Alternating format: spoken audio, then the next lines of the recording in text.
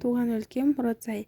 Мұратсай елді мекенінің аталуы кеңес үкіметіне дейін осы жерді мекендеген Мұрат есімді әрі шаруасы бар адамның есіміне байланысты. Кейін бұл жер осы кісінің есімімен аталып кеткен. Оны профессор Айсұлу Бейсенғалиева да «Алтын сандық» атты кітабында ел қонысы Мұратсай атты бөлімінде келтірген. 1975 жылы 5 мамырда КСРО үкіметінің жарлығы бойынша Мәншүк Мәметов атындағы қой совхозының номері 6 бөлімшесі мен Орда қой совхозының номері 2 бөлімшесіне қарсы Тайғара жері Мұратсай қой совхозы болып құрылды. Бүгінгі таңда Мұратсай ауылы Бөкей Ордасы ауданына қарасты Мұратсай ауылдық округінің әкімшілік орталығы. Мұратсай ауылы Шығыс Еуропа жазығының оңтүстік-шығыс Каспий маңы ойпатында орналасқан. Шекарасы солтүстігінен Жәнібек ауданы мен батыста Ресеймен, оңтүстік-батыста Бөкей Ордасының ауданы Сайхын ауылдық округі және Хан Ордасы ЖСШ мен, ал шығыста Бесен ауылдық округімен шектеседі. Жер бедері жазықта сай-салалы болып келеді.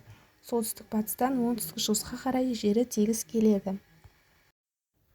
Батыс Қазақстан облысы энциклопедиясында Мұратсай бөгені Бөкей Ордасы ауданы Мұратсай ауылдық округінің аумағында орналасқан. Көлемі 16,2 миллион метр куб.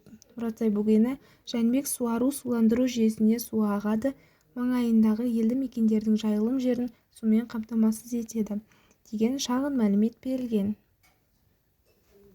Жәнібек ауданының Ұзынкөл Мұратсай жағынан басталатын табиғи судың ағыс жырасы біздің аумақта үлкен сулы сайға айналып, Тобылғы, Күрілдеуі, Қарағаш бөгеттері арқылы Шалақопа көліне, Қарасу жылғасы арқылы Хакки сорына барып жалғасады. Суы ащы.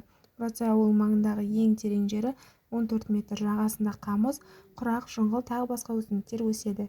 Суында сазан, табан, шортан, көксерке, жыл құстары тіршілік етеді.